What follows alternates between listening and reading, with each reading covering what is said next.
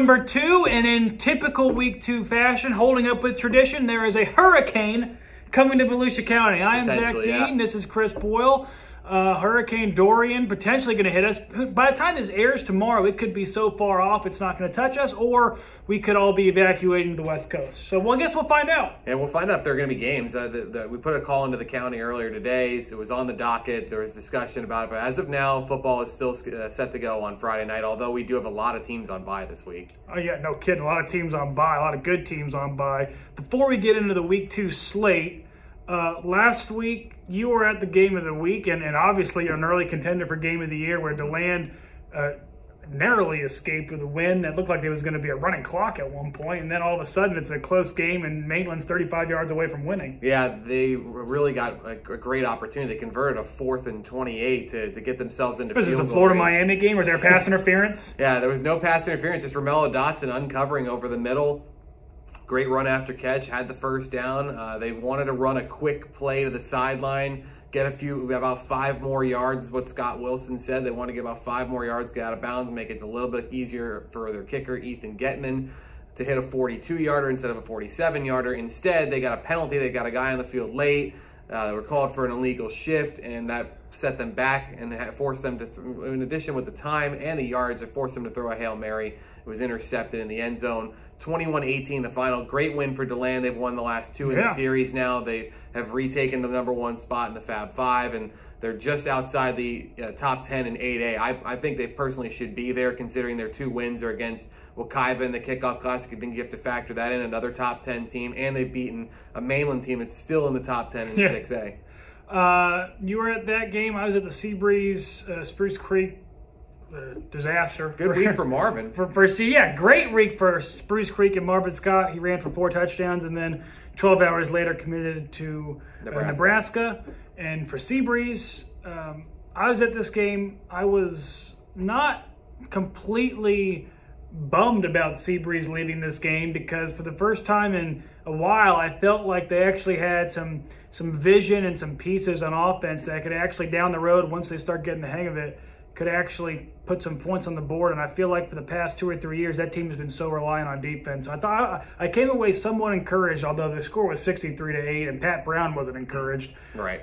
So it's tough to be encouraged. But I thought Seabreeze, all things considered, better than I expected on offense. And I think you'll get a much better idea of who they are this week. They play a team in Matanzas that's coming off of a very similar situation. They lost big to Flagler Palm Coast.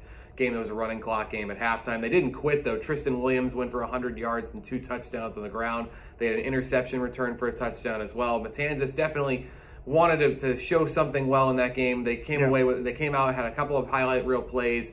They were obviously overmatched, but I think both of these teams, it used to be a district game, doesn't have the same ramifications like that, but it will be a really good game for one of these 2 teams to get off the schneid, get a win, and set themselves forward in the right direction when we get towards district play in 2 weeks. I picked Seabreeze, and you picked Matanzas, correct? I've got Matanzas. While we're on the subject of picks, who won last week, the picks? You had to do that. Who was flawless last week? I salute 11-0. Why don't you tip your own cap? There you go. To the picks and to Chase Elliott, who I'm not going to get to watch this weekend because we're going to be under a hurricane. Anyway, Matanzas Seabreeze this weekend, another Flagler game. Actually, that game's in Daytona, correct? Mm-hmm. Up in Flagler, FPC, dominant against Matanzas last week. They welcome in Clay. I guess we can call this the game of the week, probably just from a on-paper standpoint. It's probably the sexiest, I guess. Yeah, Clay is a traditionally decent team just south of the Jacksonville area, but they were 4-6 last year, and they got blown out in week 1 by Fleming Island. Yeah. They turned the ball over 3 times, which certainly hurt their cause. Flagler looked great. Donovan Montoya, obviously a big first game, couple touchdown passes.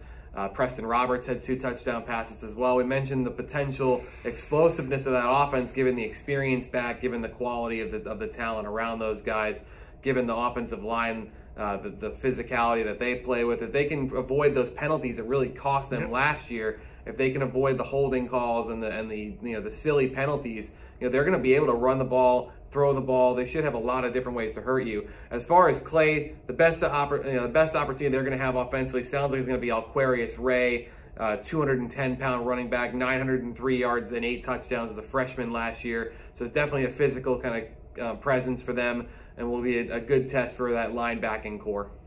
We all have FPC pretty handedly, I think. Right. Final big game of the week, the one you're going to be at, you're going to cross county lines and go to Winter Springs. Yes. They will host University. University coming off a pretty dominant win against Daytona. Yeah, perfect start for University. Yeah. They didn't give up a first down defensively. We asked questions about that defense throughout the summer, and they answered a lot of them. Certainly, Daytona's obviously down a bit this year, losing the number of guys on offense they did, but still to go out there and not only pitch a shutout, but to hold them without a first down is an extremely impressive performance. Logan Hayner, I think, had 11 tackles in that game. Offensively, they were sharp. Ethan Lasher threw a couple touchdowns. Jalen Brown ran for a couple of touchdowns. They've got a good, versatile attack. I think Winter Springs, just one win the last 2 seasons, and that one win came at the expense of University last year. It was a 35-27 victory for them. So obviously University is going to know that. They're going to want to get that back on their, they got revenge in week 1. They're going to want to do so again in week 2. We all have University. Not a lot of discrepancies in our picks this week. I think, what do we have, 1 between me and you that's different? It's a pretty universal week as far as like picks. This week I feel like is just about surviving the week and getting through to week 3. Right. And dodging the raindrops with Hurricane Dorian. Yeah. He's going to be at the University Winter Springs game. I am going to be at the FPC Clay game. Godwin Kelly will be in the studio approving all your Facebook posts like he did last week. You guys were great, so keep that up. If you're not following Volusia-Flagler High School football, do so. We're almost at 200. That's right. We're going to friggin' break the internet. I am Zach Dean. This is Chris Boyle. Week 2, barring a hurricane, Friday night.